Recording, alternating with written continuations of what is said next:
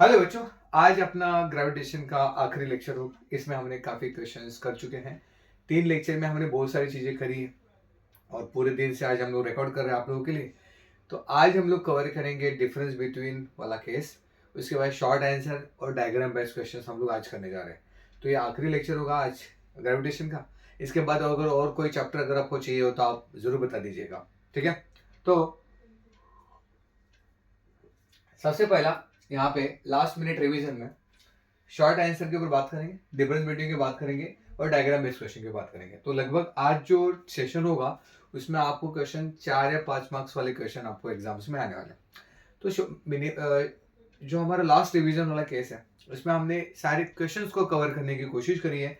कोई theoretical pattern नहीं रखा, हमने सारे क्वेश्चंस हम लोग कवर कर रहे हैं। इसका बेनिफिट्स आपको ये होने वाला है कि एग्जैक्टली ये क्वेश्चन होगा उसका आंसर ये होगा।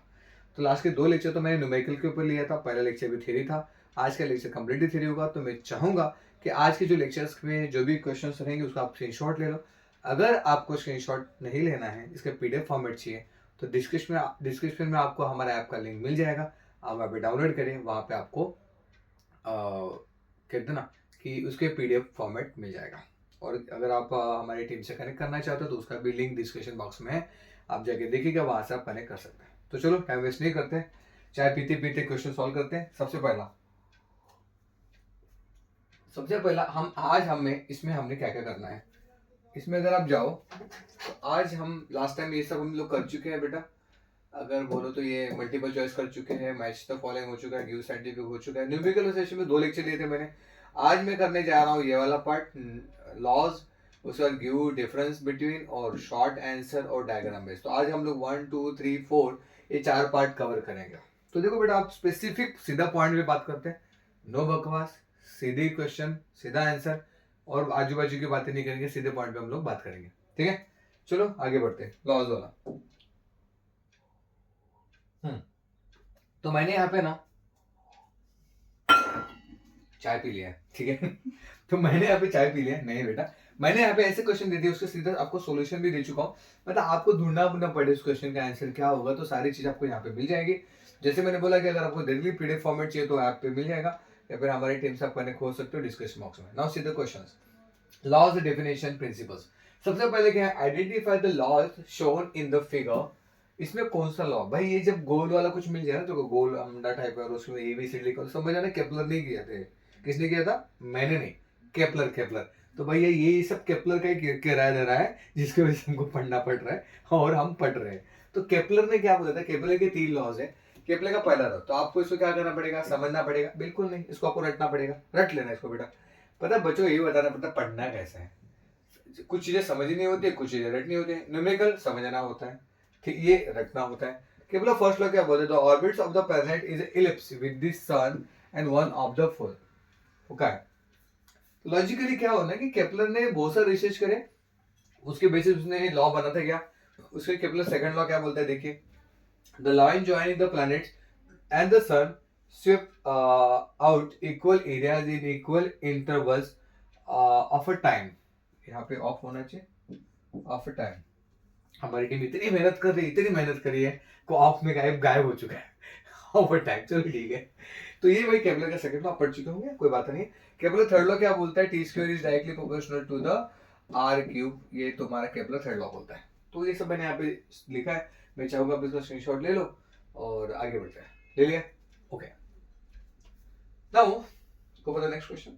स्क्रीनशॉट लीजिएगा पॉज करके, पॉज करके। चलो अभी क्या है, what is the meaning of the free fall. Free fall होता है क्या भाई, ऊपर से मैंने नीचे फेंका किसी को, तो फेंका, that is the free fall. अगर ऊपर से मैंने किसी को बेटा, मतलब ये मेरा पेंसिल है, ये ऊपर से इसको अगर नीचे फेंका तो ये क्या होगा तुम्हारा, free fall, that is the free fall. ऊपर से फ्रीली गिरा। नॉर्मली तुम्हारी इसमें एयर रेजिस्टेंस होता है बेटा, पर लॉजिकली एयर रेजिस्टेंस मतलब बोलते ना उसको एक्सेप्ट नहीं किया जाता है, बट एयर रेजिस्टेंस होता है। मतलब एयर रेजिस्टेंस को रिमूव किया जाता है। मैं क्या बोल रहा हूँ, रिमूव नहीं किया जाता है, air resistance is not acceptable, but air resistance यहाँ पे होता है। वो सब छोड़ो, हम सीधा पॉइंट में बात कर रहे हैं। The motion of an object under the influence of the force of gravity along is the called the free fall. मतलब कोई भी ऑब्जेक्ट को अगर ऊपर से नीचे फेंका जाए तो यहाँ पे आके जो गिरेगा उसको फ्री फॉल बोलते हैं बेटा। इसको क्या बोलते हैं, इसको फ्री फॉल। तो आपको इसको रटना पड़ेगा, इसको रट लीजिएगा, ये क्वेश्चन आता है 1-2 मार्क्स के लिए आ जाता है। आगे बढ़ते हैं, फ्री फॉल, ठीक है आगे। Now go for the next. इसके वेलोसिटी क्या होता है, हमने इसके ऊपर लास्ट टाइम क्वेश्चन देखे थे। वी इस कैप का फॉर्मूला क्या होता है, under root of 2 G M upon R, ये वाला फॉर्मूला होता है इसके वेलोसिटी का। तो the minimum velocity with which body should be projected from the surface of an planet or moon so that it's kept from the gravitation influence of the planet moon called as a escape velocity। भाई बहुत बकवास की है, पर बोलना क्या चाहता है ना कि एक ऐसी वेलोसिटी होती है जो वेलोसिटी से वो उस प्लैनेट को छोड़ देता है, that is a escape velocity. तो एक मिनिमम वेलोसिटी, मतलब एग्जांपल अगर मैंने किसी को ऐसा धक्का मारा तो धीरे धीरे जा रहे हैं, जोर से धक्का मारा, एक सर्टेन टाइम के बाद भाई वो उड़ गया, तो जिस पे उड़ा है that is your escape velocity. तो इसका फॉर्मूला डेफिनेशन है, सॉरी इसको आप देख सकते हैं, इसके ऊपर मैंने क्वेश्चंस लास्ट लेक्चर में करा है। 4 लेक्चर में बात खत्म, ग्रेविटेशन खत्म, पूरे साल से पढ़ रहे माँ कसम टॉपिक समझ में नहीं आ रहा है, 4 लेक्चर में वो भी न्यूमेरिकल को सॉल्व करते हुए हमने सब कवर कर लिया। आगे बढ़ते हैं, इसको आप पॉज करके आप लिखिएगा प्लीज, ठीक है ना। Go for the next question. Next question क्या होगा, इसको स्क्रीनशॉट ले लीजिएगा, हो गया। आगे अभी डिफरेंस की बात करते हैं, ठीक है ना। कौन सा है this, what are the difference between the mass and weight. अगर आपने देखा होगा तो आपके इस चैप्टर में लोग मास और वेट के बारे में बहुत ज्यादा बात करते रहते हैं। तो मास और वेट के बारे में बात करते हैं, सबसे पहला मास की बात करते हैं, बाद में वेट की बात करते हैं। तो mass is the fundamental quantity बोलते हैं इसको। Mass is the quality quantity of matter contents on objects, theoretical है। Weight is the force with which the earth attracts an object. Weight का होता है W is equal to M G लेते बेटा इसको, मास टू ग्रेविटी, और ये तो एफ भी लिया जाता है, ठीक है ना।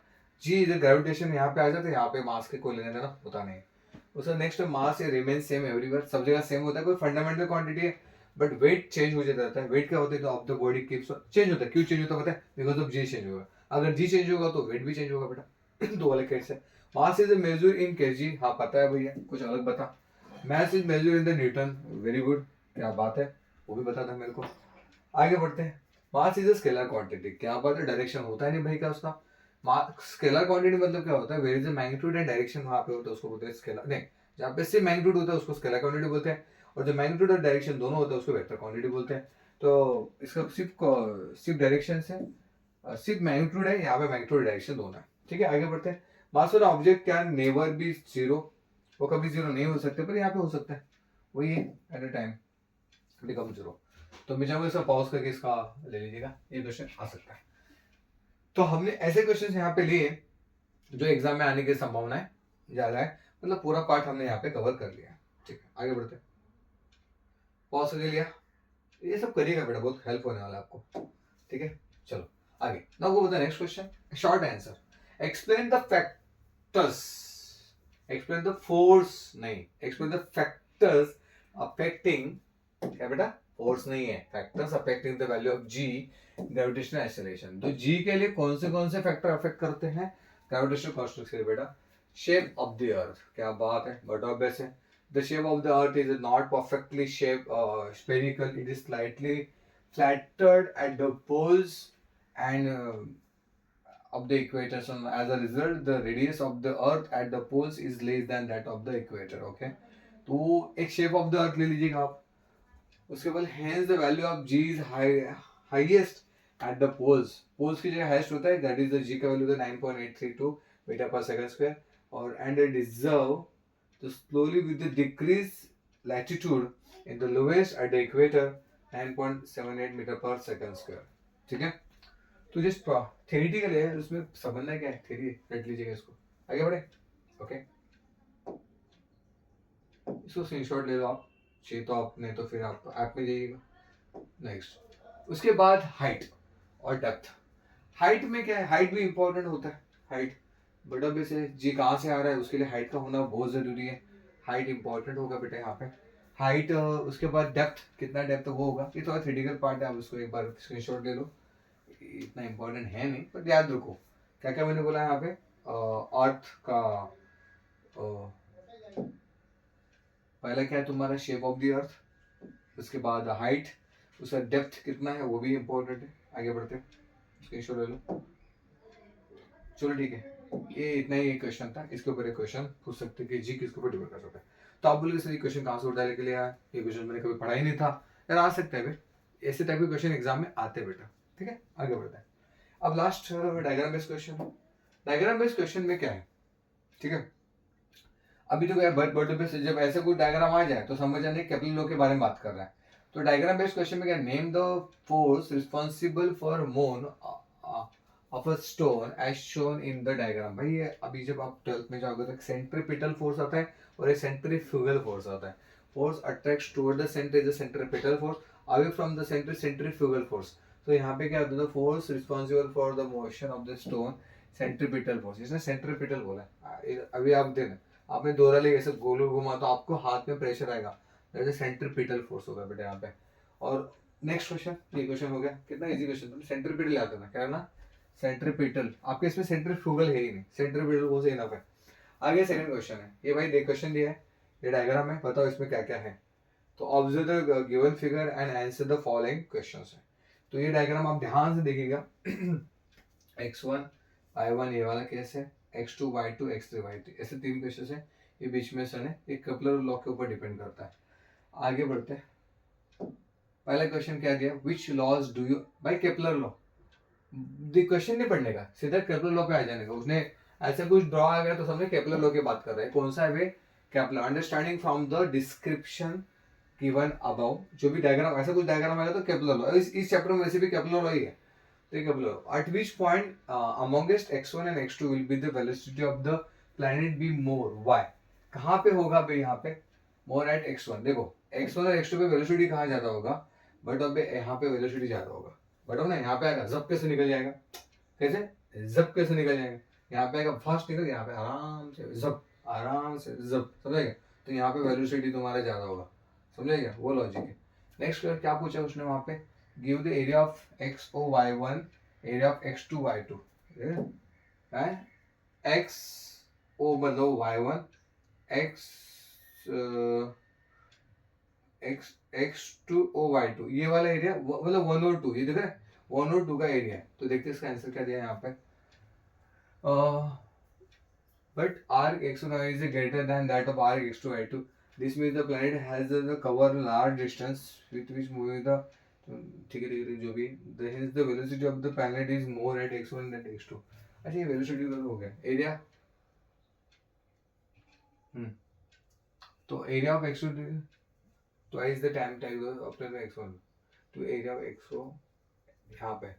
हाँ नेक्स्ट क्वेश्चन क्या बोला है इसने, एक मिनट है जरा, इसने यहाँ पे क्वेश्चन क्या बोला था, यहाँ पे eight which point amongst x1 और x2 विल बी द, अच्छा वेलोसिटी हमने कर लिया था ना, हाँ एरिया छोड़ा, वेलोसिटी हमने कर लिया था कि कहाँ पे ज्यादा होगा, पता ना मैंने क्या बोला था, x1 के यहाँ पे वेलोसिटी ज्यादा होगा और x यहाँ पे x2 की जगह वेलोसिटी कम होगा, ये फास्ट होगा। Go for the next question बेटा। नेक्स्ट क्वेश्चन में क्या दिया है, if shaded area x3 o y3 x1 o y3, देखो यहाँ से ध्यान से देखना, ये जो शेडेड है x3 o y3 ये वाला थर्ड का एरिया है, इससे डबल है, ध्यान से देखने में क्या बोल रहा हूँ, देख के पता चल रहा है ना, x3 o y3 का एरिया x1 o y1 से डबल है, इससे डबल इसका एरिया है। तो बेटा क्या हो जाएगा, x1 o y1 x3 o y3 मतलब area of shaded area x3 o y3 is equal to 2 times of x1 o y1 area, समझे, shaded area, you can go with the shaded area. समझा मैंने क्या बोला यहाँ पे, ठीक है। तो थ्योरेटिकल पार्ट स्क्रीनशॉट ले लीजिएगा, वही बोला है, ओके। और मैंने केपलर का थर्ड लॉ बोल दिया था ना, थर्ड लॉ क्या बोलता है पता, T square is directly proportional to the R cube. तो वही पूछ रहा है, टी ये क्या, यहाँ पे एम और एन है, यहाँ पे एक्चुअली ऐसा है, टी रेज टू एम है और R raise to N A is equal to constant है। तो बस वही फॉर्मूला बेटा, टी का यहाँ पे क्या होगा स्क्वायर, यहाँ पे क्या होगा क्यूब, इसलिए तो बोला ना m का वैल्यू क्या हो गया 2, m is equal to 2 and n is equal to 3। तो पूरा फिल्ट्रेशन कर दिया हम लोगों ने यहाँ पे, ओके। और लास्ट वाला क्वेश्चन है, ये क्वेश्चन में क्या दिया है, write proper answer in the box, okay. भाई हमको पता है force is equal to G m1 m2 upon D square. तो इन केस में डी 3D है ना बेटा, तो इसको लगता है GM1 M2 अपॉन 3D का square is nothing but GM1 M2 upon 9D का स्क्वायर। तो ये तुम्हारा फॉर्मूला हो गया ना, ये यहाँ पे आ जाएगा।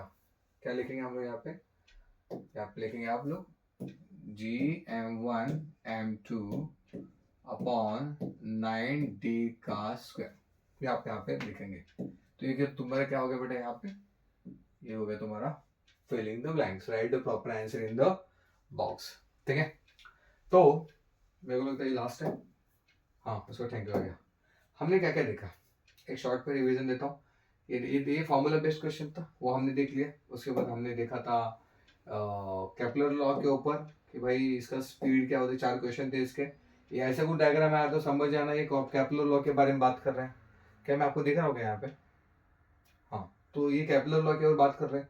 भाई देखना, दिमाग मत लगा, यहाँ पे देखिए, यहाँ पे बहुत छोटा सा जगह है, तो यहाँ पे फास्ट जाएगा, यहाँ पे स्लो जाएगा, फास्ट जाएगा, स्लो जाएगा, बात खत्म। उसके बाद आगे जाते हैं। वो पूछा गया था जी के वैल्यू डिपेंड किसके ऊपर करता है? जी किसके ऊपर डिपेंड करता है बेटा? शेप के ऊपर डिपेंड करेगा। मास, शेप ऑफ द अर्थ का शेप पे डिपेंड करता है, हाइट के ऊपर डिपेंड करता है, और डेप्थ के ऊपर डिपेंड करता है। ठीक है, उसके बाद गिव डिफरेंस, ये तो मास और वेट का डिफरेंस है, आप इसका स्क्रीनशॉट ले सकते हो। ठीक है, आगे बढ़ता है। और इसका वेलोसिटी क्या होता है? √2gm/r, ये हमने लास्ट टाइम लेक्चर में देखा था। लास्ट न्यूमेरिकल लेक्चर देखिएगा, उसमें मैंने इसको एक्सप्लेन भी किया था, क्वेश्चन भी सॉल्व किया था। ओके, इसके बाद ये फ्री फॉल क्या होता है? ऊपर से जो फेंकते हैं उसको फ्री फॉल बोलते हैं बेटा। देखो, आपका रिवीजन भी हो रहा है और चीजें भी सॉर्ट आउट हो रहे हैं। लॉस डेफिनेशन क्या होता है? 3 लॉस थे बेटा यहाँ पे, Kepler first law, Kepler second law, third, ये तो रटा वाला पार्ट है, इसको आप रट लीजिएगा। ठीक है ना? और आज हमने खत्म करा ये 3 पार्ट, 1 2, कलर चेंज हो गए। देखो हमने क्या किया, आज क्या खत्म किया बेटा हमने? आज हमने खत्म किया लॉस डेफिनेशन, उसके बाद गिव डिफरेंस, शॉर्ट आंसर किया, और डायग्राम बेस्ड क्वेश्चन हमने आज खत्म किया। तो यहाँ पे हमारा ये चैप्टर खत्म होता है, जहाँ पे हमने ग्रेविटेशन के जो मोस्ट एक्सपेक्टेड क्वेश्चन है कि जो एग्जाम्स में आए थे, मेरी टीम ने आप लोगों से बात करी हुई कभी न कभी, उसने एक क्वेश्चन बोला होगा कि मोस्ट एक्सपेक्टेड क्वेश्चन आपको देने जा रहे हैं, तो वो सारे क्वेश्चन हमने यहाँ पे खड़े भी हैं। हम चाहते हैं कि आपका अच्छा स्कोर आ जाए। और नेक्स्ट चैप्टर आपको क्या चाहिए, आप कमेंट बॉक्स में ज़रूर बताइएगा। तब तक के लिए नमस्ते, बाय बाय। मिलते हैं नेक्स्ट लेक्चर में इसी एनर्जी के साथ।